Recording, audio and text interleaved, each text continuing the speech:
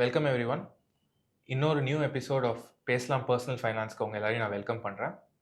In this episode நம்ம ஷாம் சாரோட quite personal questions கேட்க போகிறோம். Lot of varying topics related to markets, personal finance and more we are gonna talk about this. So please watch on. Sir, முதல் question நான் உங்களை கேட்க விரும்புகிறது. So now result season has come out. Lot of companies have declared results. உங்களோட ஒப்பீனியனில் to phrase it, two questions. How would you categorize the result season? Other sectors that you see where இங்க எனக்கு opportunity நல்லா இருக்கு, இங்க I think there are ripe with opportunities to invest in. யூஸ்வலாக ஒரு result சீசன்னா நம்ம என்ன பார்ப்போம், எந்தெந்த செக்டர் நல்ல growth கொடுக்குது, எந்தெந்த கம்பெனிஸ் அந்த செக்டருக்குள்ள செக்டர் growth-ஓட அதிகமாக கொடுக்குது. அப்போ எந்த கம்பெனி செக்டரோட வேகமாக வளருதோ, அதுவும் வளர்கிற ஒரு செக்டரில் அந்த கம்பெனிஸில் வந்து sales growth, volume growth, profit growth எல்லாமே அதிகமாக இருக்கும். அப்போது லாப வளர்ச்சி இன்னும் அதிகமாக இருக்கும். அப்போ அந்த கம்பெனிக்கு நம்ம இன்னும் முக்கியத்துவம் கொடுக்கணும். ஸோ அந்த கம்பெனியை நம்ம வாங்கினாக்கா, அதுவும் ரிசல்ட்டுக்கு முன்னாடியே வாங்கினா ரிசல்ட்டுக்கு அப்புறம் அந்த கம்பெனி ஷேர் ஏறும் அப்படின்னு நம்பலாம். இந்த தேர்ட் குவார்ட்டரில் அந்த மாதிரி அதிகமான கம்பெனிஸே இல்லை ஃபஸ்ட்டு. ஸோ எல்லா செக்டரினுடைய க்ரோத்தும் ரொம்ப சாஃப்டாக இருக்குது. அதே போல் எல்லா கேட்டகரியினுடைய க்ரோத்தும் ரொம்ப சாஃப்டாக இருக்குது. நிறைய பேர் என்ன சொன்னாங்கன்னா, ஃபஸ்ட்டு ஒரு 10 நாள் வந்த கம்பெனிஸ், 15 நாள் வந்த கம்பெனிஸ் வச்சு, தட் இஸ் ஜனவரி 15, 20 தேதிக்கு வந்த கம்பெனிஸ் வச்சு ஸ்மால் கேப் பயங்கர க்ரோத் இருக்குது, அதே போல் மிட் கேப் நல்ல க்ரோத் இருக்குது, லார்ஜ் கேப்பில் மட்டும்தான் கொஞ்சம் ப்ராப்ளம் இருக்குது, இப்படியெல்லாம் நிறைய பேர் வந்தாங்க. இதில் நிறைய ஃபண்ட் மேனர்ஸ்க்கும் இருக்காங்க, ட்விட்டரில் போட்டு எழுதுறது. அதாவது எப்போ இதை டிசைட் பண்ணோம், இன்னைக்கு மாதிரி ரிசல்ட் சீசன் முடிஞ்ச பிறகு. ரிசல்ட் சீசன் முடிஞ்ச பிறகு பார்த்தா ஆக்சுவலாக ஸ்மால் கேப்பில் லாப வளர்ச்சியே இல்லை. ஒட்டுமொத்த கேட்டகரியாக எடுத்து பார்த்தீங்கன்னா மிட் கேப்லேயும் ஓரளவுக்கு மாடஸ்ட்டாக தான் இருக்குது. லார்ஜ் கேப்பில் ஆக்சுவலாக அது ரெண்டை விட ஸ்லைட்லி பெட்டராக இருக்குது ஆக்சுவலி. ஸோ இது வந்து மார்க்கெட் கவனிக்கவே இல்லை. ஏன்னா லாஸ்ட் ஃபியூ டேஸில் நடந்த ஈவெண்ட்ஸ் மார்க்கெட்டுக்கு வேற ஃபோக்கஸை கொடுத்துருச்சு. ஸோ இந்த ரிசல்ட் சீசன்லேயே ஃபர்ஸ்ட் ஆஃப் ஆல் எதிர்பார்ப்புகள் தெளிவாக இல்லைன்னு நான் சொல்லுவேன். நிறைய பேர் ஏதாவது நல்லா நடந்து மார்க்கெட் ஏறாதா, நம்ம போர்ட்ஃபோலியோ ஏறாதா, கீழே வந்திருக்கிற ஸ்டாக்கெல்லாம் நம்ம மறுபடியும் எப்போ மேலே பார்ப்போம், அந்த ஒரு ஏக்கத்தில் தான் இருக்காங்களே ஒழிய, எது நடந்தால் இந்த விலை ஏற்றம் நடக்கும்னு எல்லாருமே கன்ஃபியூஸ்டாக இருக்காங்க. ஏன்னா பாருங்க, டாரிஃப் டீல் வந்தாக்கா ஏறும் அப்படின்னு சொன்னாங்க, ஒரு நாள் தான் ஏறிச்சு. அதே போல் ரிசல்ட்டுக்கு அப்புறம் பார்க்கலாம் அப்படின்னாங்க. ரிசல்ட் வந்த அப்புறம் அதிக ஸ்டாக்ஸ் ஏறதில்ல, ஒரு நாள் ஏறிட்டு மறுபடியும் எல்லாமே சாஃப்ட் ஆயிடுது. அடிப்படையில் ப்ராஃபிட் க்ரோத் மார்க்கெட் எதிர்பார்க்குற அளவுக்கு இல்லை. மார்க்கெட் ஏற்கனவே நல்ல ப்ராஃபிட் க்ரோத் வரும் அப்படின்னு அசியூம் பண்ணி ஷேர்ஸ் எல்லாம் ஒரு இடத்துல கொண்டு வந்து வச்சிருக்கு. அப்போது ஷேர் ப்ரைஸ் ஏற்கனவே ஏற்றி வச்சிருக்கீங்க, மார்க்கெட் க்ரோத் இல்லைன்னாக்கா ஷேர் ப்ரைஸ் இறங்கணும்ல. அதுதான் இன்னைக்கு ஸ்லோவாக நடந்துகிட்டு இருக்கு. அதனால தான் நிறைய செல்லிங் வருது. ஷேர் ப்ரைஸ் எளிதில் உயர்வதில்லை. ஒரு 2 நாள் மேலே போனால் மறுபடியும் இறங்கிடுது. அந்த மாதிரி ஒரு சுச்சுவேஷன் இருக்குது. ஸோ இந்த ரிசல்ட் சீசனை பொறுத்த வரைக்கும் பை அண்ட் லார்ஜ் ஏமாற்றம். அப்புறம் அதிக கம்பெனிஸ் வந்து நம்ம எதிர்பார்ப்பை மிஞ்சவே இல்லை. எல்லாமே எதிர்பார்ப்புக்குள்ளேயே தான் இருக்குது. It's within the expectations. So அப்படி பார்க்கும்போது இந்த ரிசல்ட் சீசன் என்னை பொறுத்த வரைக்கும் மார்க்கெட்டுக்கு ஒன்றும் கொடுக்கல. It is nothing interesting for the market, அப்படி தான் நான் சொல்லுவேன். Sir, follow up on the question. So இப்போ அகெயின் எஃப்ஐஐஸ் வந்து நிறைய பணம் எடுத்துட்டு வெளில போயிட்டே இருக்காங்க. அண்ட் டிஏயோட பார்ட்டிசிபேஷனால தான் மார்க்கெட் இந்த இன்ஃப்ளோஸ் வந்து ஜாஸ்தி இங்கே இருக்குங்கிற மாதிரி இருக்கு.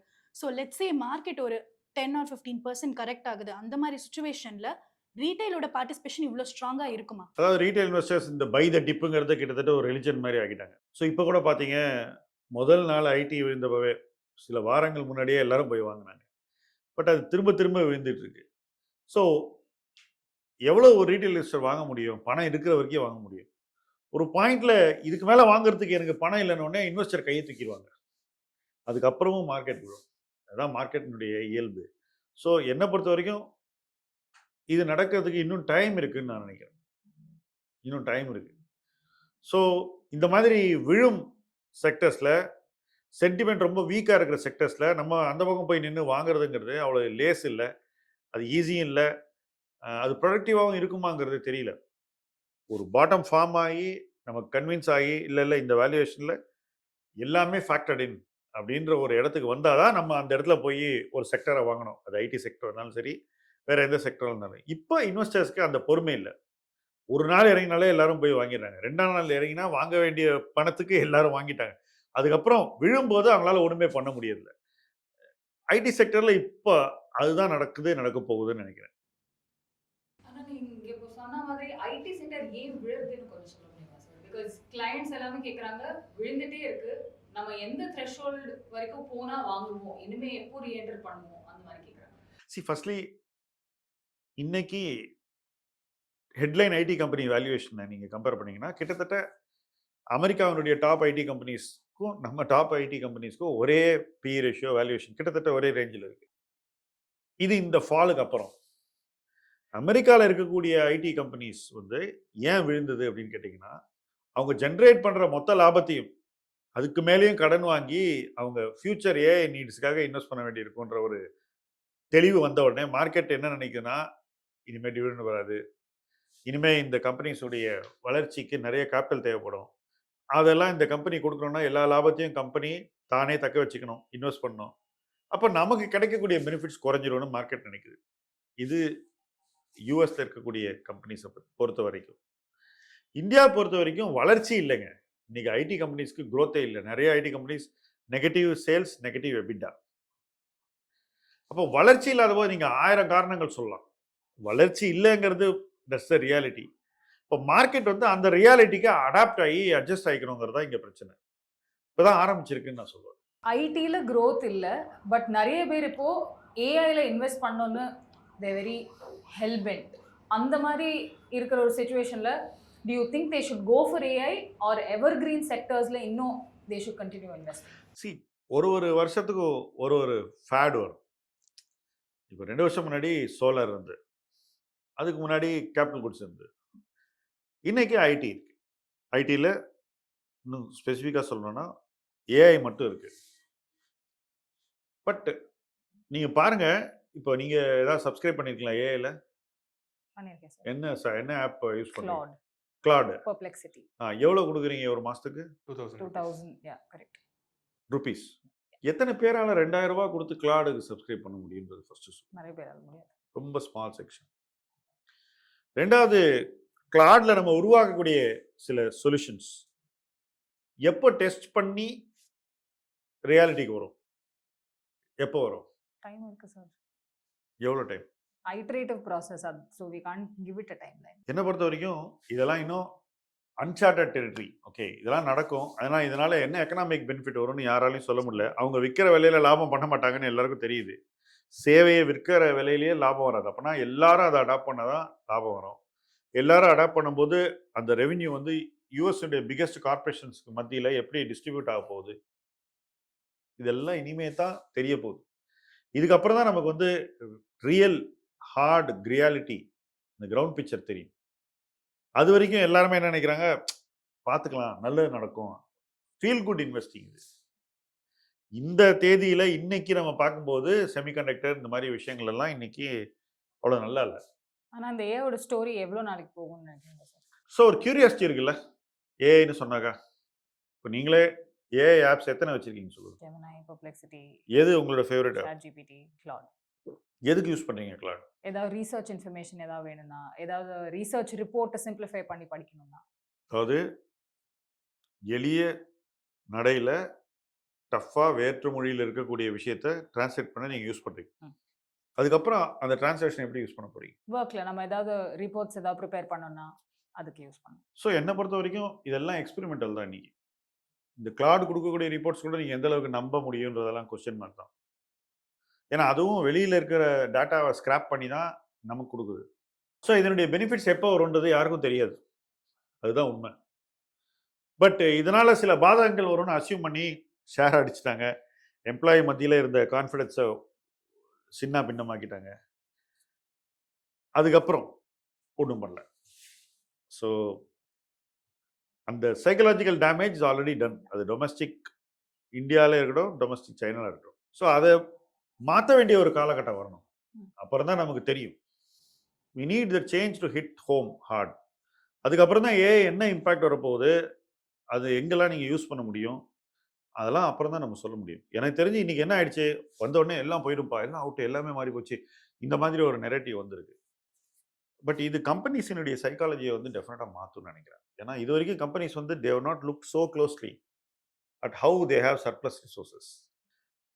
ஸோ கம்பெனிஸ் வந்து ஹெவியாக காஸ்ட் சேவிங்கில் போவாங்கன்னு நினைக்கிறேன். இதை காரணமாக யூஸ் பண்ணி அப்போது ஜாப்ஸ் வந்து குறையும்னு நினைக்கிறேன். அப்போது AI will take over certain jobs which need not be done with a man. அதுதான் ஃபஸ்ட்டு வரப்போகுது. இதுக்கப்புறம் தான் மற்ற விஷயங்கள். நீங்கள் கிளாடெல்லாம் நீங்கள் யூஸ் பண்ணும்போது நிறைய காம்ப்ளெக்ஸ் திங்ஸ் எல்லாம் கேட்குறீங்க. பட் அது சொல்கிறதெல்லாம் கரெக்டான யார் சொல்கிறது? அது you have to satisfy yourself. Sir, in continuation with that question sir, ஒரு சராசரியான மியூச்சுவல் ஃபண்ட் இன்வெஸ்டராக இருக்கட்டும், நம்மளோட கிளைண்ட்டாகவே இருக்கட்டும், அவங்க என்ன பண்ணுறாங்க, மார்க்கெட்டில் போய் இந்த இன்ஃபர்மேஷன் எல்லாம் பார்த்துட்டு நம்மளுக்கு திருப்பி வந்து மேபி கொஞ்சம் ஆங்ஸைட்டி இருக்கலாம், கொஞ்சம் பேனிக் இருக்கலாம். I am not denying all of that, very true. Maybe I as a investor I thought itself might feel something like this. இந்த மாதிரி ஒரு இன்வெஸ்டருக்கு இதெல்லாம் எடுத்துக்கணுமா அவங்க? Is this very important to them? Does it even consider their financial goals? Let's say 5 years 10 years அவேல இது ஒரு இம்பாக்ட் கிரியேட் பண்ணுமா? இல்லை இதெல்லாம் வெறும் மார்க்கெட் நாய்ஸ் தானா? They can ignore and continue on. C, நீங்கள் என்ன மாதிரி போர்ட்ஃபோலியோ வச்சுருக்கீங்கன்றத பொறுத்து தான் நீங்கள் இம்பாக்ட் எப்படி இருக்குன்னு யோசிக்கணும். உதாரணத்துக்கு என்னுடைய கிளைண்ட் சில பேர் வெறும் லார்ஜ் கேப் போர்ட்ஃபோலியோ வச்சுருக்காங்க. ஆனால் டெய்லி ஸ்மால் கேப் இறங்கி போச்சே என்ன பண்ணுறதுன்னு கேட்பாங்க. அவங்க சம்மந்தம் இல்லாத ஒரு விஷயம். அவங்கள சேஃப் ஜோன் பண்ணி தான் ஒரு போர்ட்ஃபோலியோ வச்சுருக்காங்க. அதில் வந்து ஸ்மால் கேப்பே கிடையாது ஆக்சுவலாக. ஆனால் அவங்களுக்கு அதை பார்த்தா ஒரு பயம். இண்டெக்ஸ் பார்த்தா, ஓ இண்டெக்ஸ் இன்னைக்கு இறங்கி, மார்க்கெட் இன்னைக்கு பயங்கரமாக இறங்கி போச்சேனோ. இவங்களோட போர்ட்ஃபோலியோ எடுத்து பார்த்தா ஃப்ளாட்டாக இருக்கும். அப்போ அவங்க வந்து அவங்களுடைய போர்ட்ஃபோலியோவே பார்க்கறது இல்லை, ரைட்? ஸோ இந்த மாதிரி ஒரு சைக்காலஜி தான் இன்னைக்கு இருக்கு. எதை பார்க்கணுங்கிறதா முக்கியம். I think people must change to see what is absolutely important. அது கவனம் கொள்ளணும்.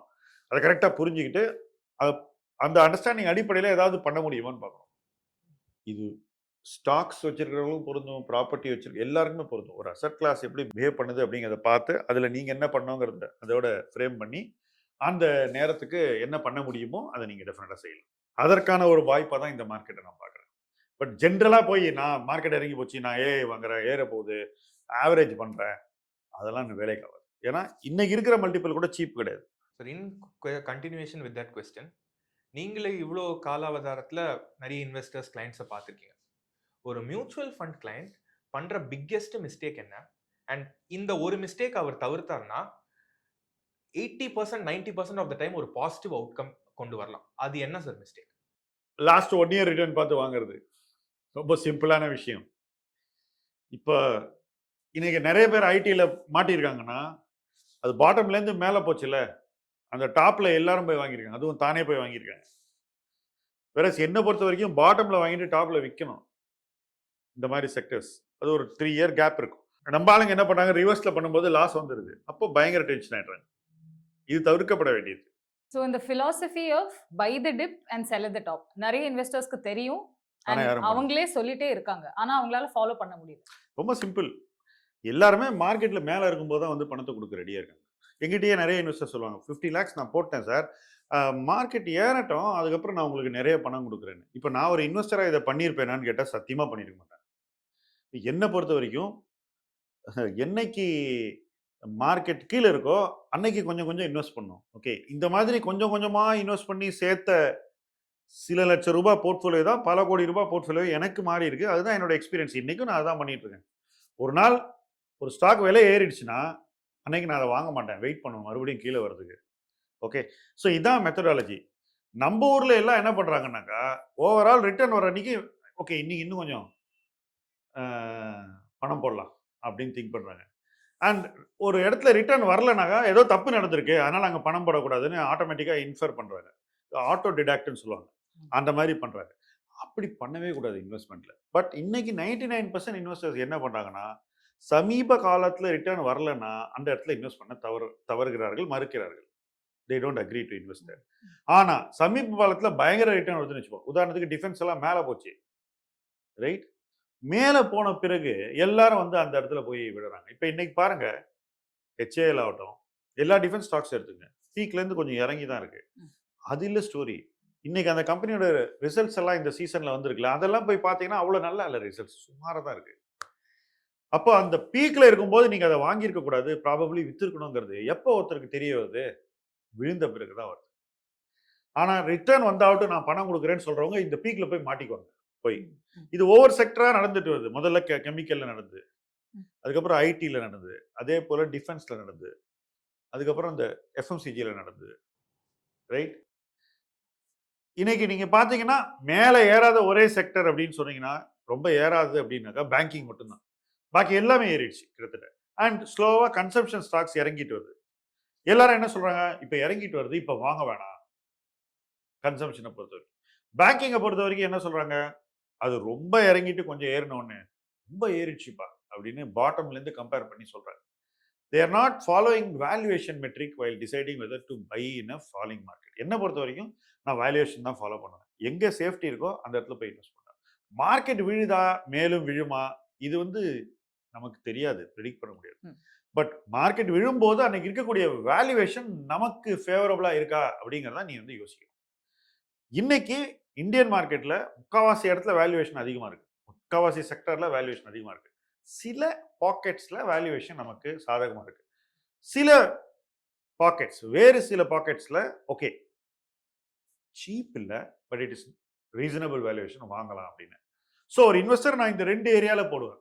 சீப்பாக இருக்கிற இடத்துல இன்வெஸ்ட் பண்ணுவேன், காஸ்ட்லி இல்லை சீப் இல்லை ரெண்டு கட்டான இருக்கக்கூடிய சில இடங்களில் அந்த வேல்யூஷன் எனக்கு சரியாக பட்டுச்சுன்னா அங்கே இன்வெஸ்ட் பண்ணுவேன். அப்படி இன்வெஸ்ட் பண்ணக்கூடிய ஹேபிட்டை ஒவ்வொரு இன்வெஸ்டரும் வளர்த்துக்கணும். அதை விட்டுட்டு எப்போ ரிட்டர்ன் நல்லா இருக்கும் நான் அப்போ பணம் தரேன் அப்படின்னாக்கா முதலீட்டு வாய்ப்புகளை எப்போவுமே தவற விட்டுட்டு லேட்டாக சேஸ் பண்ணுவாங்க. இப்போ இன்னைக்கு இந்தியன் மார்க்கெட்டில் அந்த மாதிரி லேட்டாக சேஸ் பண்ணுறவங்க தான் அதிகமாக இருக்காங்க. That's the situation. பட் இது மாறணும். So just as a follow up question to that, இந்த மாதிரியான ஒரு மார்க்கெட்டில் எக்ஸ்பர்ட்ஸோட போர்ட்ஃபோலியோ ரிவ்யூ பண்ணினாங்கன்னா how will it be beneficial? See, I think இன்னைக்கு பிகாஸ் நிறைய பேர் இந்த மார்க்கெட்டில் வந்தவங்க எல்லாமே 2020 பாட்டமுக்கு அப்புறம் வந்தவங்க. ஸோ கீழேருந்து மேலே போகிற ஒரு மார்க்கெட்டில் வந்துட்டாங்க. அப்புறம் இப்போ மேலேருந்து கீழே போக ஆரம்பிச்சிருக்கு. இந்த மேலேருந்து கீழே போகும்போது அவங்க மைண்டில் கீழேருந்து மேலே போகிறச்சே வாங்கினாங்கல்ல, அதுதான் ஆழமாக பதிஞ்சிருக்கு. ஸோ இறங்க இறங்க வாங்கலாம் ஸ்டாக்ஸை அப்படின்னு நினைக்கிறாங்க. பட் இதில் சில ஸ்டாக்ஸ் வந்து ரொம்ப எக்ஸஸ் வேல்யூவேஷன்லேருந்து கொஞ்சம் விழுந்திருக்கு. So they are not cheap. So இந்த ஒரு ஏரியாவில் தான் இன்னைக்கு எல்லாருமே இருக்காங்க, right? But this is not the right approach. It's definitely not the right approach. You need to change that completely. You need to have a very very different investment approach. அப்படி இருந்தால் then you can succeed. Definitely you will succeed. But ரொம்ப ப்ரிசைஸாக இருக்கணும். திரும்ப திரும்ப சொல்கிறேன், ரொம்ப ப்ரிசைஸாக இருக்கணும் எந்த இடத்துல இன்வெஸ்ட் பண்ணுறது. எல்லா இடத்துலையும் இன்வெஸ்ட் பண்ண முடியாது. எங்கே வேல்யூவேஷன் உங்களுக்கு கரெக்ட் படுதோ அந்த இடத்துல மட்டும்தான் இன்வெஸ்ட் பண்ணணும். மேலேருந்து எவ்வளோ கீழே வந்ததுங்கிறது கணக்கு இல்லை. 100 பிக்கு போன ஸ்டாக் 80 பிக்கு வந்துருச்சுன்னா சீப் ஆகிடுமா? இல்லை இல்லை. 50 பியில் சீப் ஆகிடுமான்னு நீ கேட்டாக்கா நிறைய பேர் வந்து பயப்படுறாங்க. ஆனால் 80ல் கான்ஃபிடென்ட்டாக இருந்தாங்க. 100லேருந்து 80 வந்தோடனே எல்லாரும் கான்ஃபிடன்ஸ் இருக்கு. இன்னைக்கு 50க்கு வந்தோடனே எஃப்எம்சிஜியில் ஐயோ வேணாப்பா 20க்கு போயிடும் 30க்கு போயிடணும் ஆளாளுக்கு சொல்லிட்டு இருக்கோம். இது நம்மளுடைய பிஹேவியர் எவ்வளோ வந்து ஒரு வித்தியாசமாக இருக்குது, ஒரு தவறாக இருக்குன்றதை சுட்டி காட்டுது. அதுதான் இதுலேருந்து வரக்கூடிய லெசன். சார் இப்போ இதே நம்ம ஒரு ரிவ்யூ பண்ணுறோம் ஒரு எக்ஸ்பர்ட்டோட, அண்ட் நமக்கு சில ரெக்கமெண்டேஷன்ஸ் வருது. இப்போ ஃபார் எக்ஸாம்பிள் எனக்கு தெரியுது இந்த பர்டிகுலர் ஃபண்டை நான் வித்துடுறது பெட்டர்னு, ஆனால் இப்போ அது ஒரு லாஸில் இருக்கலாம், இல்லைனா நான் வாங்கினதுலேருந்து கொஞ்சம் தான் ஏறி இருக்கலாம். இது வந்து ஒரு குறிப்பிட்ட லெவல் போனதுக்கப்புறம் நான் வித்துக்கிறேன்னு இந்த இந்த செல்லிங் டெசிஷனை தப்பான ஃபண்டுன்னு தெரிஞ்சு நான் ஹோல்ட் பண்ணுறது எவ்வளோ ராங்? நிறைய பேர் தே ஆர் பிரேயிங். நான் இவங்க சொன்ன அந்த ஐஆர்இ இதுக்கே சொல்கிறேன். இன்வெஸ்ட்மெண்ட் ரிவ்யூ கேட்பாங்க, கேட்டுட்டு அது மேலே ஆக்டே பண்ண மாட்டாங்க. நீங்கள் சொல்கிற மாதிரி வெயிட் பண்ணிகிட்டே இருப்பாங்க. அப்போ என்ன ஆகுதுன்னா இன்னும் டைம் கொடுக்கும்போது உங்கள் டெசிஷன் தப்பாக இருந்தால் இன்னும் தப்பாயிருது. It becomes bigger mistake. அப்போ அந்த இடத்துல அவங்களுக்கு ஐயோ இவ்வளோ லாஸ் ஆயிடுச்சு எப்படி விற்கிறது? அப்போ என்ன பண்ணுறாங்க, இன்னும் கொஞ்சம் பணத்தை கொண்டு போய் அங்கே போட்டு டவுன் அண்ட் ஆவரேஜிங் பண்ணுறாங்க. இதெல்லாம் இந்த மார்க்கெட்டில் வேலைக்கு ஆகாது. உங்களுக்கு ஒரு அட்வைஸ் வந்திருக்குன்னா அந்த அட்வைஸின் அடிப்படையில் நீங்கள் ஆக்ட் பண்ணி ஆகணும். நீங்கள் வந்து அதை தள்ளி போட முடியாது. அது தெளிவாக புரிஞ்சுங்க. ஸோ இந்த ரிவ்யூலாம் எடுக்கும்போது ரிவ்யூ கொடுக்குறவங்க இப்போ எங்கிட்ட வந்து ஒரு போர்ட்ஃபோலியோ காமிச்சா நான் செல் பை ஹோல்டு எழுதுறேனாக்கா இந்த போர்ட்ஃபோலியோ எப்படி காப்பாற்ற முடியும்? இந்த போர்ட்ஃபோலியோ இங்கேருந்து எப்படி ஒரு சேஃப் ஜோனுக்கு கொண்டு போகுது? இதில் நிச்சயமாக தள்ளி போடக்கூடாத விஷயங்கள் என்ன, அதைத்தான் நான் செல்லுன்னு எழுத போகிறேன். ஒருவேளை தள்ளி போட்டு ஒரு 3 மாதம் 6 மாதத்தில் அந்த போர்ட்ஃபோலியோ மறுபடியும் இயல்பு நிலைக்கு வந்து நல்ல இடத்துக்கு போயிடும்னாக்கா நான் ஏன் செல் போட போகிறேன்? ஆனால் இன்வெஸ்டர் என்ன பண்ணுறான்னா செல் போட்டாக்கா இல்லை இல்லை இருக்கட்டும் பார்க்கலாம், நம்ம நினச்சா சரியாக தான் இருக்கும் அப்படின்னு வெயிட் பண்ணுறாங்க. அப்போ இன்னும் கூட 10-20% இறங்கும்போது அவங்களுக்கு வந்து ஒரு பாயிண்டில் பேனிக் ஆகி ராங் டைமில் விற்கிறாங்க. வேற ஒரு இன்வெஸ்ட்மெண்ட் ரிவ்யூ பண்ணுறதுக்கு முக்கியமான மூல காரணமே ரைட் டைமில் லாஸ் பெருசாகிறதுக்கு முன்னாடி அதுலேருந்து பணத்தை வெளியே எடுக்கணுங்கிறது தான். நம்ம ஆளுங்க அதை கம்ப்ளீட்டாக தப்பாக ரிவர்ஸில் பண்ணுறாங்கன்றதான் பாயிண்ட். சரி, இப்போ அதே கண்ணோட்டத்தில் பார்க்கும்போது மேபி நம்மளும் கூட சில விஷயங்கள் வந்து லாஸ் ஆகுறதுங்கிறதுனால நம்மளும் அதுலேருந்து வித்ட்ரா பண்ணியிருப்போம். மேபி அந்த பர்டிகுலர் ஐடியாவில் நம்ம பெருசாக ரிட்டர்ன்ஸ் பண்ண முடியாமல் இருந்திருக்கலாம். அதுக்கு நிறைய காரணங்களும் இருந்திருக்கலாம். ஸோ நம்மளோட இந்த டெசிஷனை எதை பேஸ் பண்ணி நம்ம எடுக்கிறோம், அது ஒரு நார்மல் ரீட்டைல் இன்வெஸ்டர் அவரோட போர்ட்ஃபோலியோ அவர் பில்ட் பண்ணும்போதுக்கான டிஃப்ரென்ஸ் எப்படி இருக்கும்? நம்மளை பொறுத்த வரைக்கும் இன்னைக்கு என்ன பி ரேஷியோ இருக்கு, என்ன சேல்ஸ் growth இருக்கும், என்ன ப்ராஃபிட் growth இருக்கும், அடுத்த வருஷம் இன்னைக்கு இந்த விலையில வாங்கினா உதாரணத்துக்கு இன்னைக்கு 5 ரூபா இபிஎஸ் இருக்கு, ஷேரா 60 ரூபா இருக்குன்னு வச்சுப்போம். அப்போ 12 பி, நெக்ஸ்ட் இயர் 7.5 ருபீஸ்க்கு இபிஎஸ் போகும்னு வச்சுப்போம், ரைட்? அப்போ அது குறைஞ்சிருது. ஸோ 7.5க்கு 6 எடுத்துக்கிட்டிங்கன்னா எத்தனை வாட்டி வருது? 8 வாட்டி வருது. இப்போ அதுக்கு அடுத்த வருஷம் மறுபடியும் இபிஎஸ் வந்து 12 ருபீஸ்க்கு போகுதுன்னு வச்சுப்போம். அப்போ உங்களுடைய பி ரேஷியோ 60 ரூபால 5க்கு வந்துடுது. இப்போ இன்னைக்கு நீங்க பார்த்தா 12 இருக்கிறது, 2 வருஷம் கழிச்சு 5. நீங்க போட்ட கணக்கு உங்களுடைய கணக்கு. இந்த கணக்கை நீங்க சரியா போட தெரிஞ்சுக்கிட்டீங்கன்னாக்கா இன்னைக்கு அந்த ஸ்டாக்கை வாங்கலாம். மார்க்கெட் என்ன பார்க்குதுன்னா போன வருஷம் 15 பி இருந்ததா, போன வருஷம், அதனால இந்த ஷேர் காஸ்ட்லி அப்படின்னு சொல்லுவாங்க. நீங்க 2 வருஷம் கழிச்சு 5 பி இருக்குன்னு சொல்லி வாங்குவீங்க. 2 வருஷம் கழிச்சு அது மறுபடியும் 15 பி வந்துடும் அந்த இபிஎஸ் வரும்போது. அப்போ அன்னைக்கு உங்க விலை 60 ரூபா இருக்காது, probably maybe anywhere between 180 and 240 கூட இருக்கலாம். ஏன்னா அன்னைக்கு வந்து பி ரேஷியோவும் கூடிடும், நிறுவன மதிப்பும் கூடிடும், ஷேர் பிரைஸும் கூடிடும். மூணும் கனெக்டட் தானே, இது மூணும் ஏறிடும். பட் அதுக்கு வாங்க வேண்டிய நேரம் எப்போன்னா இந்த மாதிரி யாருமே அந்த வருங்காலத்தில் இருக்கக்கூடிய வளர்ச்சியையும் ப்ராஃபிட் growth-ஐயும் இபிஎஸ் growth-ஐயும் பார்க்காம இருந்தால் அந்த இடத்துல உங்களுக்கு அந்த வாய்ப்பு கிடைக்குது. இப்போ அந்த மாதிரி பார்க்குறவங்களுக்கு தான் கிடைக்கும். ஸோ இந்த வேல்யூவேஷன் எப்படி யூஸ் பண்ணுங்கிறதுக்கு ஒரு எக்ஸாம்பிள் சொன்னேன். எப்படி யூஸ் பண்ணக்கூடாதுங்கிறதுக்கு இன்னொரு எக்ஸாம்பிள் சொல்கிறேன். இன்னைக்கு 100 பி இருக்கு, ஃப்ளாட்டாக இருக்குன்னு வச்சுக்கோங்க, சேல்ஸு ப்ராஃபிட்லாம் growth இல்லை. நிறைய பேர் ஏன் அந்த மாதிரி ஒரு கம்பெனியை விற்று வெளியே வரலன்னு பார்த்தாக்கா அது ரொம்ப ப்ளூ சிப் கம்பெனி, அது என் போர்ட்ஃபோலியோ இருந்தே ஆகணும் அப்படின்ற ஒரு பிடிவாதம். இப்போ அந்த மாதிரி பிடிவாதத்தை நம்ம எப்படி சேனல் பண்ணோம்னா, மார்க்கெட் கீழே இருக்கும்போது வாங்கி அதை வச்சுக்கணும், மேலே போய் வாங்கக்கூடாது. மேலே போகும்போது வாங்கிட்டீங்க, அதுக்கப்புறம் இறங்குது, இப்போ என்ன பண்ணுறதுன்னு தெரியல, தவிப்பு. ஸோ இது ஜென்ரலாக நடந்துகிட்டே இருக்கு. இப்போ இன்னும் இன்னைக்கும் இது நடக்குது. ஸோ இப்போ நம்ம எடுக்கக்கூடிய ஒரு டிசிஷன் தப்பாச்சுன்னு வச்சுப்போம். ஏதோ ஒரு ஸ்டாக் வாங்குறோம், நம்ம நினைக்கிறோம், நான் சொல்கிற மாதிரி பி ரேஷியோ இன்க்ரீஸ் ஆகும், இல்லை ஒரு ஃபண்டு வாங்குறோம், அந்த ஃபண்ட் மேனேஜர் நல்லா நினைக்கிறோம். சப்போஸ் ஏதோ ஒரு ரீசனுக்கு அந்த செக்டர் நல்லா பண்ணல, அந்த ஃபண்ட் மேனேஜர் நல்லா பண்ணல, அல்லது அந்த ஸ்டாக் நல்லா பண்ணல, அப்போ அதை விட்டு வெளியேறக்கூடிய ஒரு மனநிலை நமக்கு வரணும். ஏன்னா சில நேரங்களில் இதுக்கு மேலே பிரச்சனை இன்னும் மோசமாகும்னு தோணுச்சுன்னா நீங்கள் வித்துட்டு வெளியே வரும். ஸோ அதுக்கு நீங்கள் தனி நபராக ப்ரிப்பேர் பண்ணணும், மார்க்கெட் உங்களை ப்ரிப்பேர் பண்ணாதுங்கிறது தான் இதில் முக்கியமான விஷயம். ஸோ நாம தான் அந்த மாதிரி ஒரு சுச்சுவேஷனுக்கு நம்மளை தயார்படுத்திக்கணும். அப்படி தயார்படுத்திக்கிட்டா தான் நம்மளால அந்த சுச்சுவேஷனையும் ஜெயிக்க முடியும். ஸோ நம்மளை பொறுத்த வரைக்கும் இப்போ உதாரணத்துக்கு நான் சொல்கிறேன், நம்ம வந்து டெக் ஃபண்ட்ஸில் வாங்கியிருந்தோம், ரொம்ப நாள் முன்னாடி வாங்கியிருந்தோம். கரெக்டாக எப்போ வித்தோம் டெக் ஃபண்ட்ஸ்? 2-3 weeks, 4 weeks. கொஞ்ச நாள் முன்னாடி. அதே போல் இப்போ எஸ்ஐபியை ஸ்டாப் பண்ணுறோம். ஸோ எப்போ ஒரு விஷயம் நமக்கு ரிஸ்கின்னு தோணுதோ அப்போ நம்ம அதுலேருந்து வெளியே வரும். இது யாரும் நம்மள்ட்ட வந்து சொல்ல மாட்டாங்க, நம்ம தான் இந்த முடிவை எடுத்தாங்க. ஸோ தானே முதலீடு செய்யக்கூடிய ஒரு முதலீட்டாளர் அந்த முடிவை எடுக்கக்கூடிய சக்தியை தனக்குள் வளர்த்துக் கொள்ள வேண்டும், அதுக்கான எஃபர்ட்டை போடணும். இல்லைன்னா அட்லீஸ்ட் அந்த டெசிஷனை இன்னொருத்தர்கிட்டேருந்து ரெடிமேடாக வாங்குறதுக்கு நம்ம மனப்பக்குவம் இருக்கணும். இது ரெண்டும் இல்லாமல் ஸ்டபானா இல்லை அது இருக்கட்டும், நான் வெயிட் பண்ணாத வந்துடும் அப்படின்னு ஒரு ஓரமாக அதை வச்சுட்டு இவங்க டைமை வேஸ்ட் பண்ணாங்கன்னா நிச்சயமாக அவங்களால ஜெயிக்க முடியாது.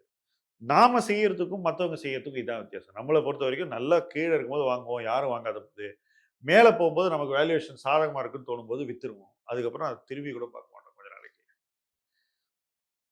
பொதுவாக என்ன நடக்குது அப்படின்னு பார்த்தீங்கன்னா, கீழே இருக்கும்போது யாரும் வாங்க மாட்டாங்க, மேலே வந்த பிறகு எல்லாரும் இவ்வளோ தூரம் ஏறிடுச்சா அப்போ இன்னும் ஏறும்னு சொல்லி வராங்க. அவங்க பணத்தை போடுறதுனாலே அது ஏறிடுது. ஆனால் அதுக்கப்புறம் இறங்கும் போது இவங்களுக்கு என்ன செய்யறதுன்னு தெரியாத அளவுக்கு பயம் வந்துடும். ஸோ ஒரு இன்வெஸ்ட்மெண்ட்டை பண்ணணும்னா அதுக்கு நீங்கள் ப்ரிப்பேர்டாக இருந்தால் தான் உங்களால் அதை சரியான நேரத்தில் பண்ண முடியும். இப்போ நிறைய பேர் நீங்கள் பார்த்துருப்பீங்க, நல்ல இன்வெஸ்ட்மெண்ட் வச்சுருப்பாங்க, தப்பான நேரத்தில் வாங்கியிருப்பாங்க, லாஸ் இருக்கும். இதுதான் இன்வெஸ்டர்ஸ் பல பேருக்கும் நடக்கக்கூடியது. ஏன்னா அவங்கள சுற்றி யாரும் இல்லை கைட் பண்ணுறதுக்கு, ஏதோ பண்ணிடுறாங்க. கைடு இருந்தாக்கா அதை ஃபுல்லாக யூஸ் பண்ணணும். அதுதான் இதில் முக்கியமான நான் சொல்கிறது. இப்போ என்னை பொறுத்த வரைக்கும் எனக்கு யாரெல்லாம் ஆலோசகர்லாம் இருந்தாங்களோ அவங்கள நான் ஃபுல்லாக கைடன்ஸ்க்கு யூஸ் பண்ணியிருக்கேன். இதில் ஒன்றும் நமக்கு ஒன்றும் பிரச்சனை இல்லை. பட் இன்னைக்கு இன்வெஸ்டர்ஸ் அந்த கைடன்ஸை வந்து மதிக்கிறது இல்லைன்னு நான் ஃபீல் பண்ணுறேன். அவர் கிடைக்காரு, அவர் ஏதோ சொல்லிட்டு இருக்காரு, அவருக்கு ஒன்றும் அவர் தான் ரொம்ப கன்சர்வேட்டிவாக, நான் ரொம்ப அக்ரெசிவ் இன்வெஸ்டர். நான் யோசிச்சு பார்ப்பேன், நான் எவ்வளோ அக்ரெசிவாக இருந்தேன்றதை உங்கள்கிட்ட சொன்னேன்னா நீங்கள் தாங்குவீங்களான்னு யோசிப்பேன். பட் எதுவும் சொல்ல மாட்டோம், கம்முன்னு இருக்கும். ஸோ நிறைய இன்வெஸ்டர்ஸ்க்கு வந்து இந்த மாதிரி அட்வைஸ் கொடுக்குறவங்களே அவுட் ஸ்மார்ட் பண்ணணுன்ற ஒரு தேவை இருக்குது. இது எங்கேருந்து வருதுன்னா, I think it comes from easy success. நான் பார்த்துருக்கேன், நிறைய இன்வெஸ்டர்ஸ் வருவாங்க. முதல்ல வரும்போது ரொம்ப பணிவாக இருப்பாங்க, ரொம்ப மரியாதையாக பேசுவாங்க, நல்லா பேசுவாங்க, அன்பாகவும் பேசுவாங்க. ஃப்ரெண்ட்ஷிப் முக்கியம், ரிலேஷன்ஷிப் முக்கியம், நீங்கள் எனக்கு பேசணும், அதெல்லாம் சொல்லுவாங்க. அப்புறம் எங்கேயோ போய் ஏதோ 2-3 ஸ்டாக் மாட்டிக்கும். அந்த ஸ்டாக் மேலே போயிடும். போன உடனே நம்ம பக்கமே திரும்பி பார்க்க மாட்டாங்க. அவங்க ரொம்ப பெரிய ஆளாட்டி தான் அவங்களே நினச்சிப்பாங்க. அதுக்கப்புறம் மறுபடியும் ஏதாவது தப்பை பண்ணுவாங்க. அதுக்கப்புறம் நிறைய டைமை வேஸ்ட் பண்ணுவாங்க. அதுக்கப்புறம் எப்படியாவது சரி பண்ணி கொடுங்கன்னு திரும்பி அதே பர்சன் வருவாங்க. என்னை பொறுத்தவரை இது எல்லாமே தவிர்க்கப்பட வேண்டியது. It is not worth your time to do these kind of things. Mistakes எப்போ நடக்குதுன்னு நீங்கள் தெரிஞ்சுப்பீங்க.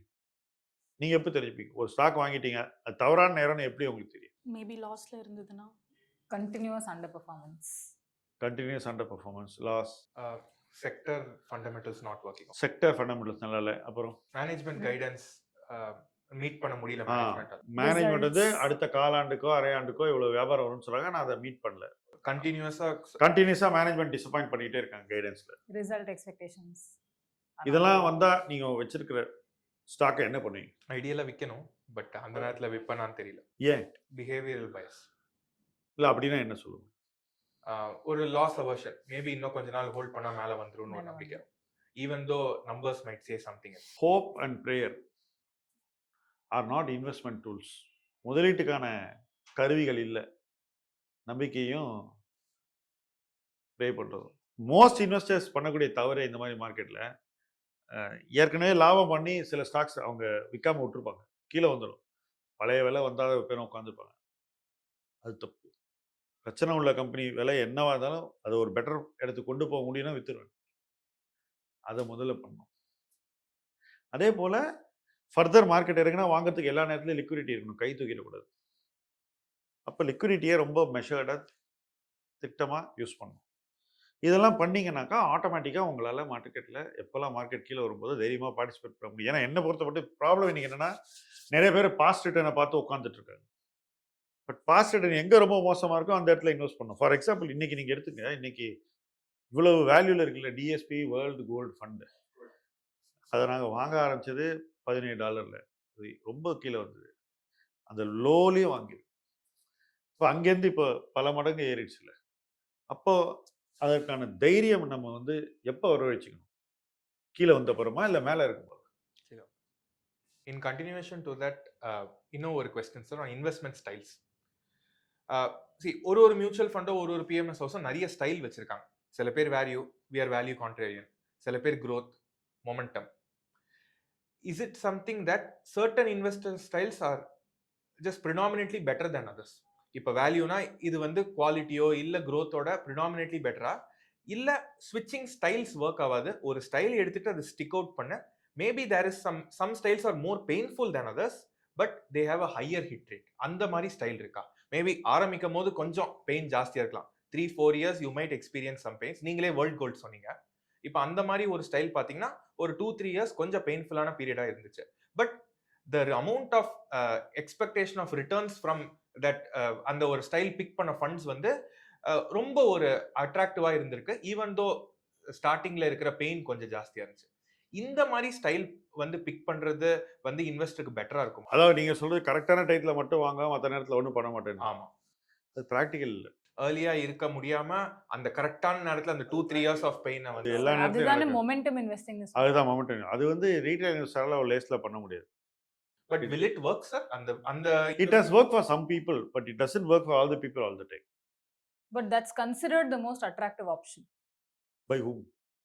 by most retail investors because அதுல தான் நிறைய returns வருதுன்னு they believe. Can momentum investing be done right sir? It can, but it cannot be done right by investing in a mutual fund. It's good for hedge funds because our domestic investor gives the mutual fund capital when it's a wrong time. If you go and buy a stock when it's a wrong time, then you are not going to get the desired outcome. ரெண்டாவது, if you buy it late, which is again wrong time, then also you are not going to get desired outcome. So you have to know where you are in the market cycle in every asset class. Okay, இன்னைக்கு risk ரொம்ப கம்மியாக இருக்குது real எஸ்டேட்டில், அங்கே போடலாம். இன்னைக்கு risk ரொம்ப கம்மியாக இருக்குது லோனில், அங்கே போடலாம். மேபி இந்த மாதிரி எல்லா அசட் கிளாஸையும் நீங்கள் தொடர்ந்து உங்கள் மைண்டில் கம்பேர் பண்ணிகிட்டே இருக்கணும். அப்போ தான் உங்களுக்கு அது கரெக்டாக வரும். ஆக்சுவலாக பல பேருக்கு தெரியாத ஒரு விஷயம் என்னன்னாக்கா, இன்னைக்கு ரீட்டைல் இன்வெஸ்டர்ஸ் முக்கால்வாசி பேர் மொமெண்டம் இன்வெஸ்டர் தான். யாருமே வேல்யூ இன்வெஸ்டர் கிடையாது. ஆக்சுவலாக நான் வேல்யூ இன்வெஸ்டிங் பண்ணுறேன் அப்படின்னு சொல்கிறவங்கள ஃபாலோ பண்ணுறவங்களாம் கூட நிறைய பேர் மொமெண்டம் இன்வெஸ்டர் தான். அதுதான் அதை பார்க்கும்போது எனக்கு ரொம்ப சம்டைம்ஸ் வியப்பாக இருக்கும். நான் சிம்பிளாக எக்ஸ்பிளைன் பண்ணுறேன். இப்போ நீங்கள் பாருங்கள், எல்லாருமே வாங்கக்கூடிய பங்குகள் ஒரு 5-6 பங்கு தான் ப்ராக்டிக்கலாக. இந்த 5-6 பங்கை பற்றி நம்ம ரெகுலராக பேசிக்கிட்டே இருக்காங்க.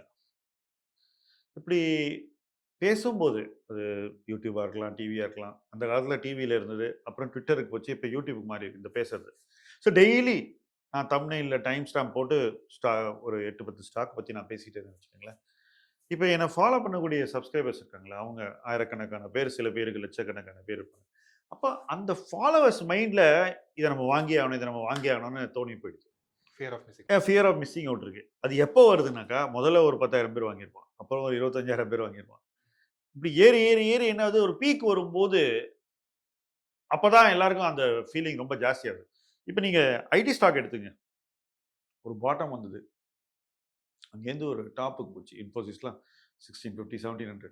இந்த 1700ல எல்லாரும் போய் வாங்கினாங்க.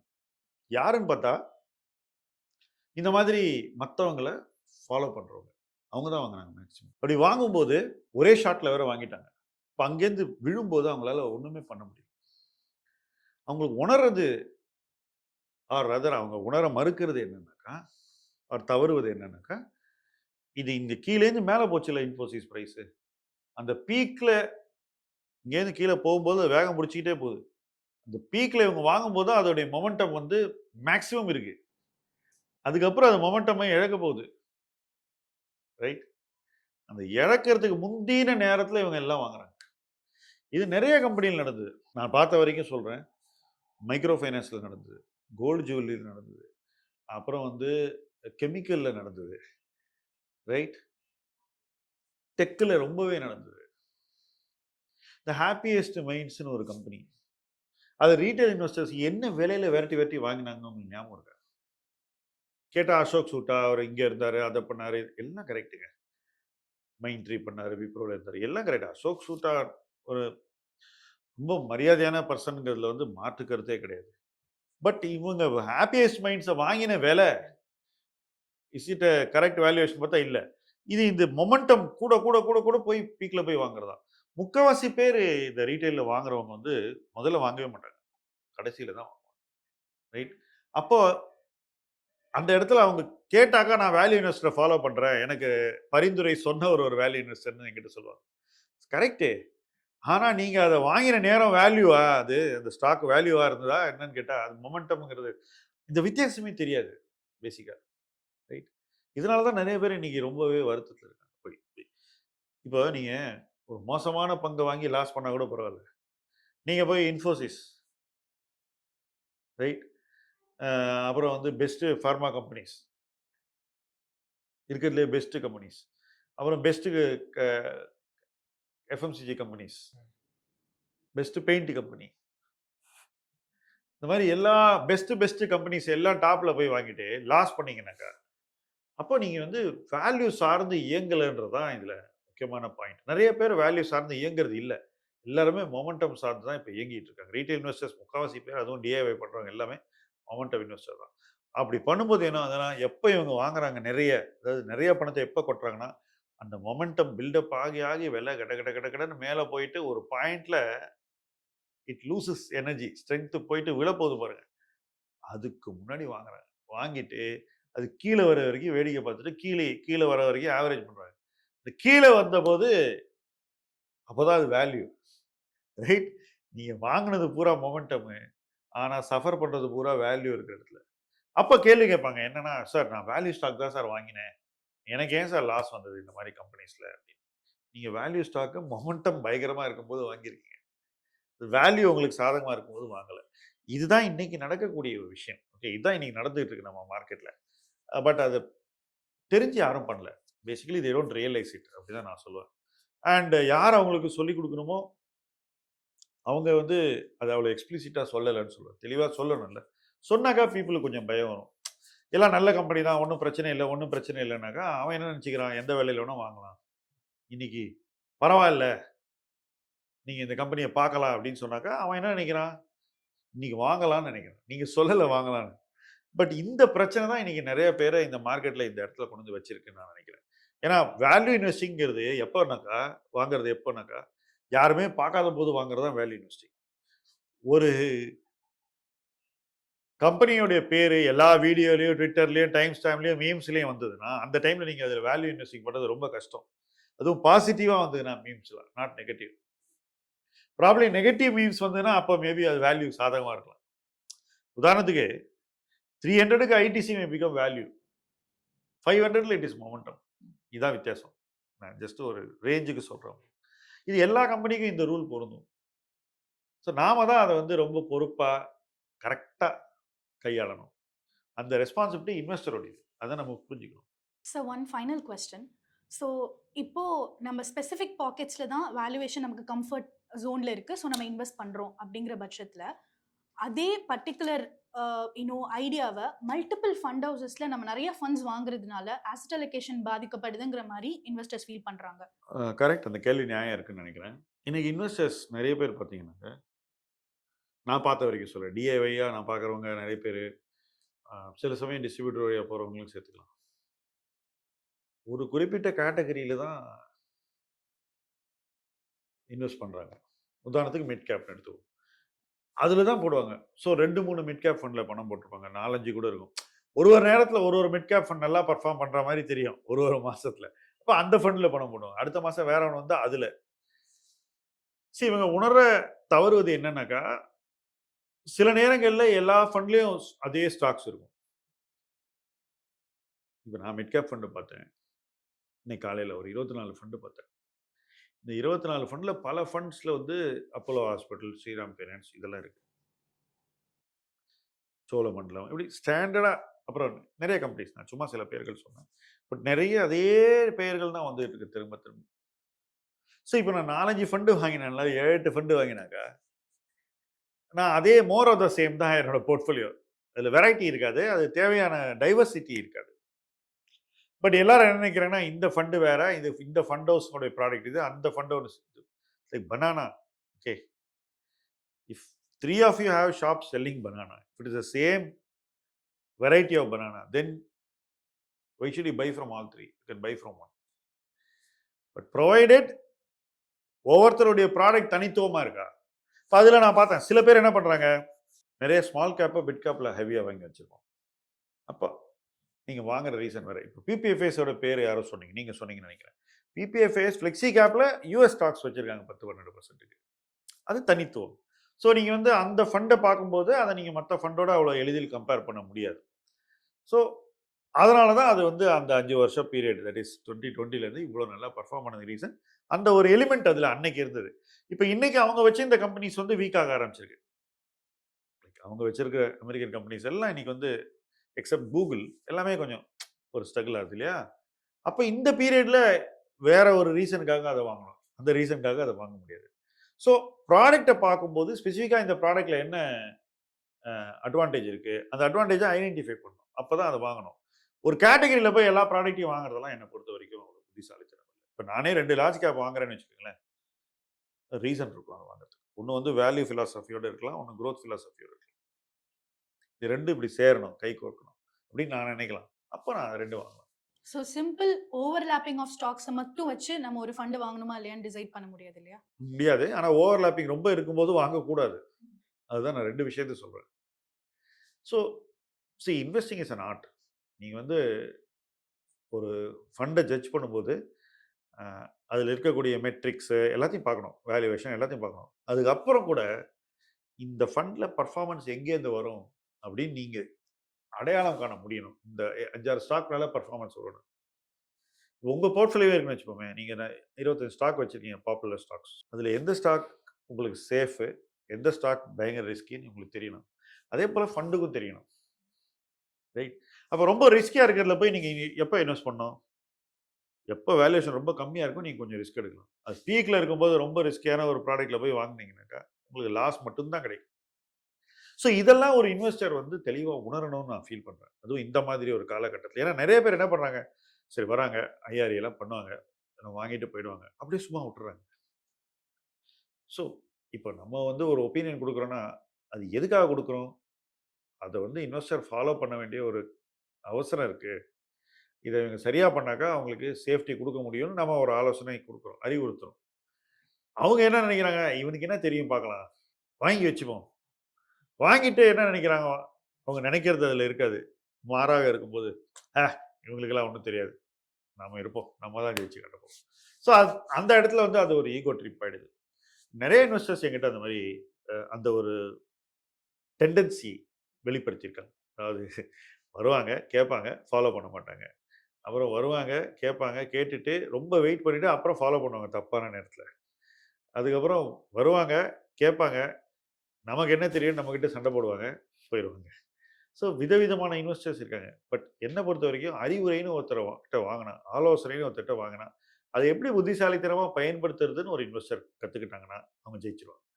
It's not about the person, it's about how you deal with a decision, with the information. இதெல்லாம் நீங்கள் எப்படி பார்க்குறீங்க, இதை எப்படி நீங்கள் கையாளுகிறீர்கள் அப்படிங்கிறது தான் இன்றைக்கி பெரிய சேலஞ்சாக நான் பார்க்குறேன். ஏன்னா எல்லாரும் என்ன பண்ணியிருக்காங்கன்னு நீங்கள் பாருங்கள், எல்லா ஸ்டாக்கையும் மேலே வாங்கியிருக்காங்க. நல்ல நல்ல ஸ்டாக்கெல்லாம் மேலே வாங்கியிருக்காங்க, எல்லாமே இறங்கி போச்சு. இப்போ இன்னைக்கு எந்த ஸ்டாக்கை ஆவரேஜ் பண்ணி எப்போ போட்ட காசை எடுக்கிறதுன்னு இவங்க எல்லாம் ட்ரை பண்ணிட்டு இருக்காங்க. வேற அவங்க இன்வெஸ்ட் பண்ண வந்தது போட்ட காசை எடுக்கிறதுக்கு இல்லை, லாபம் பார்க்கறதுக்கு. அப்போ முதல்லயே இதை ஒழுங்காக பண்ணியிருந்தாங்கன்னா ஃபர்ஸ்ட் நஷ்டம் வந்திருக்காது. இந்த நஷ்டத்தை தவிர்க்கிறதா என்னை பொறுத்த வரைக்கும் ஒரு ப்ரொஃபஷனலான என்னுடைய பணி. I have to focus on loss avoidance. அப்போ தான் அவங்க ப்ராஃபிட்டை அடைய முடியும். இன்வெஸ்டர் லாஸ் அவாய்டன்ஸுங்கிற கான்செப்டுக்கே போகாமல் வெறும் ப்ராஃபிட்டை சேஸ் பண்ணுறாங்க. ஸோ அதுக்கு முன்னாடி ஒரு விஷயம் இருக்குன்றதை அவங்க புரிஞ்சிக்க மறுப்பதும் தவறுவதும் தான் அவங்களுடைய மிகப்பெரிய டிஸ்அட்வான்டேஜ். அதை அவங்க புரிஞ்சுக்கிட்டாங்கன்னா டெஃபினட்டாக வந்து எல்லா இன்வெஸ்டரும் ஈஸியாக ஜெயிச்சிருவாங்க. பட் இதை புரிய வைக்கிறதுக்கு யார் எஃபர்ட் எடுக்க போகிறாங்கன்னு தான் கேள்வி. யாரும் பண்ண மாட்டாங்க. அவங்கவுங்க அன்னன்னைக்கு என்ன வியாபாரம் பண்ணுறாங்களோ, என்னென்ன சொல்ல நினைக்கிறாங்களோ அதுதான் எல்லாருமே சொல்லிட்டு போயிட்டு இருக்கோம். So nobody tries to tell the இன்வெஸ்டர்ப்பா இந்த பாயிண்ட்ல போய் பாருப்பா, ஐடி வேல்யூவேஷன் இங்கே போய் நீ வாங்குறேன்னு சொல்றியே, வளர்ச்சியே இல்லை, நிறைய கம்பெனி நெகட்டிவ் சேல்ஸ் க்ரோத்து, இந்த மாதிரி ரிவர்ஸ் ஆப்ரேட்டிங் லிவரேஜ் வரும்போது இந்த செக்டாரில் இந்த வேல்யூவேஷனில் வாங்கணுமான்னு யாரும் கேட்குது.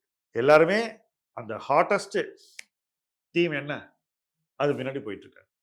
ஸோ எந்த தீம் ஹாட்டாக இருக்கோ அதில் பணத்தை போடுறதுக்கு ரெடியாக இருக்காங்க. பட் அது மாறணுங்கிற அதுக்கான நேரம் இதுதான் நினைக்கிறேன். என்ன ரீசன்னா, ஸோ இப்போ பாருங்க, ஐடிசி ஒரு பீக்கை தொட்டுட்டு கீழே வந்துருச்சு.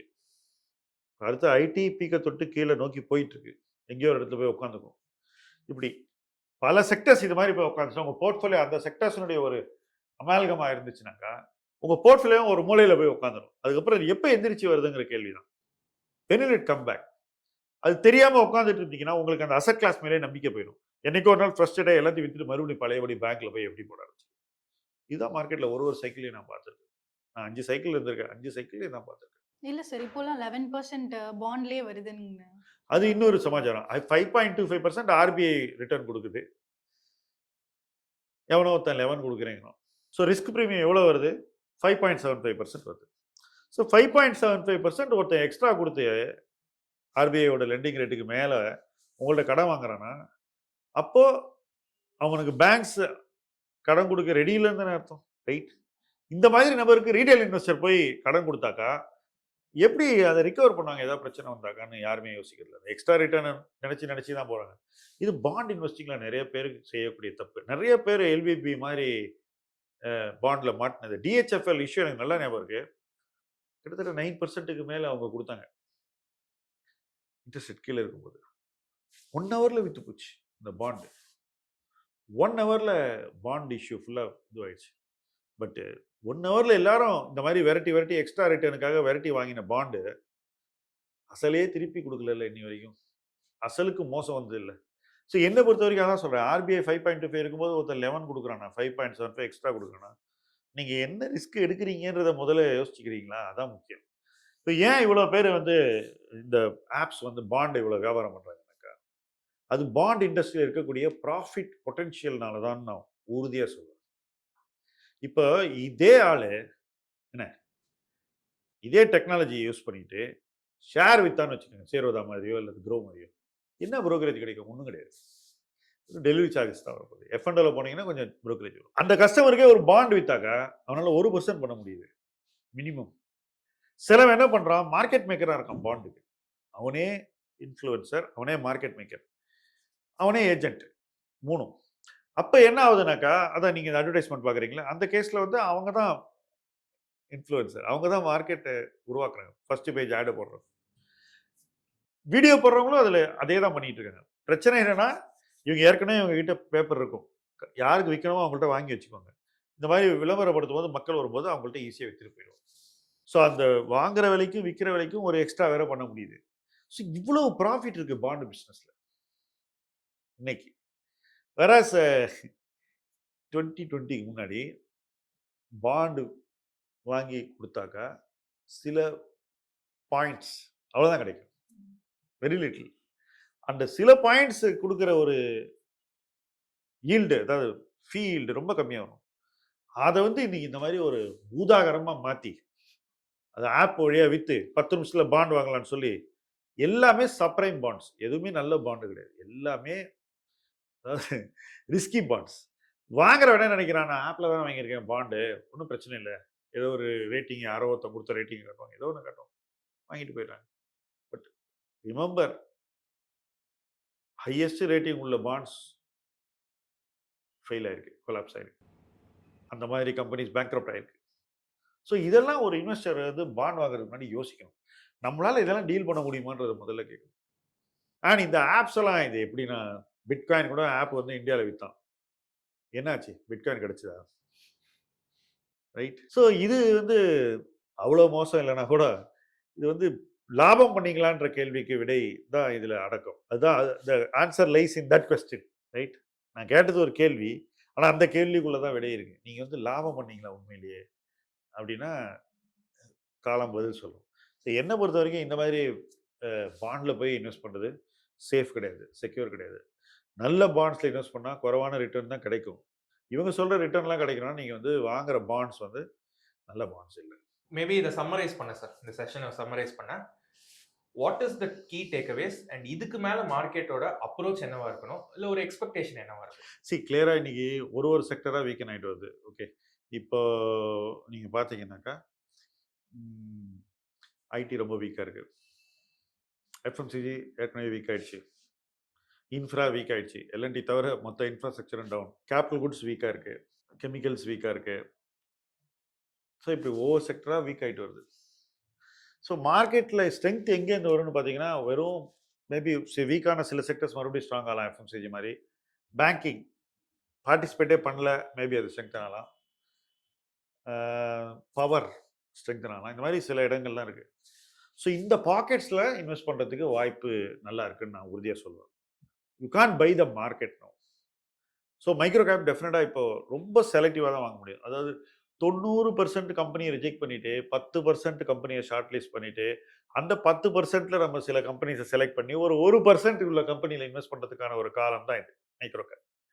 ஸ்மால் கேப் எடுத்துக்கிட்டிங்கன்னா இன்றைக்கி இருக்க வேண்டிய வேல்யூஷனோட ஒரு 20% அதிகமாக இருக்குது.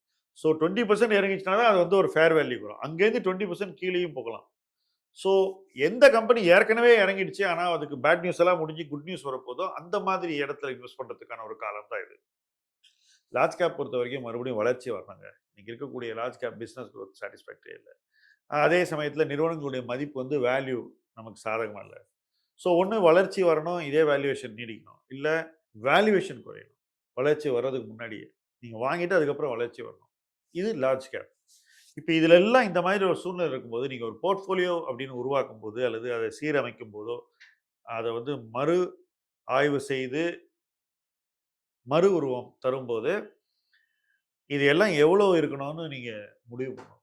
அந்த முடிவில் தான் நீங்கள் வந்து மறுபடியும் லாஸ் பண்ண போகிறீங்களா அல்லது இதுக்கு மேலே லாஸ் பண்ணாமல் இங்கேருந்து எழுந்து மேலே போக போகிறீங்களா, மறுபடியும் கொண்டு கம்பேக்ன்றதே அடக்கும்.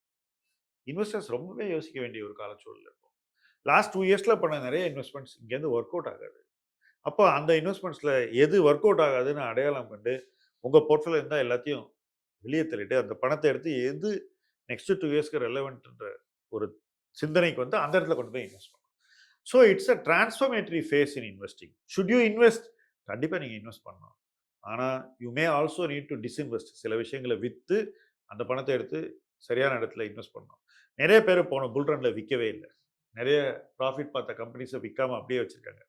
அப்படி விற்கிறதுக்கான ஒரு காலச்சூழல் தான் இந்த bull run. So use every opportunity to sell companies with not so great governance, very high valuation, வித்துட்டு and buy companies which you think will be better run in the future. So அதற்கான ஒரு காலம் இப்போ வந்துருச்சு. நீங்கள் கரெக்டாக அந்த கம்பெனியை பார்த்து வாங்கினீங்கன்னா டெஃபினட்டாக உங்களுக்கு கிடைக்கக்கூடிய ரிட்டர்ன் இங்கேருந்து வித்தியாசமாக இருக்கும். ஃபண்டுக்கும் இது பொருந்தும். ஃபண்டுக்கு நிச்சயமாக இது பொருந்தும். ஏன்னா எந்த ஃபண்டை வாங்குறோங்கிறது இப்போ it becomes all to more critical. அதுதான் தீர்மானிக்கும் நம்ம இங்கேருந்து என்ன சாதிக்க போகிறோம். So it's a bottom up market, very specific on valuation. You must be very careful what valuation you buy.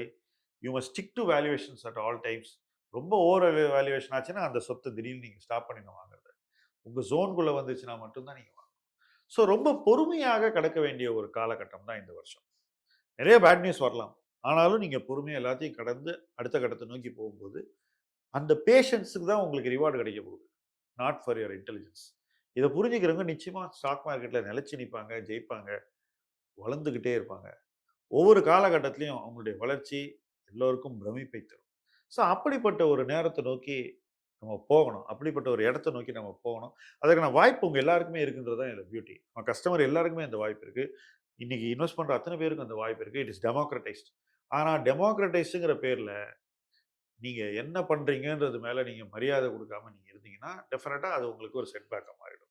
So you have the alternative, you have the opportunity, you also have the risk. இந்த மூணை எப்படி நீங்கள் align பண்ண போகிறீங்க, balance பண்ண போகிறீங்கன்றது தான் இன்னைக்கு game. அந்த கேமை சரியாக ஆடுங்க, வெற்றி நிச்சயம். Thank you sir. Thank you sir. பேசலாம் பர்சனல் ஃபினான்ஸ் இந்த ஷோவில் நாங்கள் நிறைய விஷயங்களை பேசினோம். இதில் சில விஷயங்கள் நீங்கள் ஒத்துக்கிறதா இருக்கலாம், இதில் சில விஷயங்களை நீங்கள் ஏற்றுக்க முடியாததா இருக்கலாம், இல்லை ரெண்டுக்கும் நடுவில் கூட இருக்கலாம். எதுவாக இருந்தாலும் உங்களோட கருத்துக்களை தாராளமாக நீங்கள் கமெண்ட் செக்ஷனில் பதிவு பண்ணலாம். உங்களோட கேள்விகளையும் நீங்கள் அங்கே பதிவு பண்ணலாம். நெக்ஸ்ட் பேசலாம் பர்சனல் ஃபினான்ஸ் எபிசோடில் உங்களை சந்திக்கிறோம்.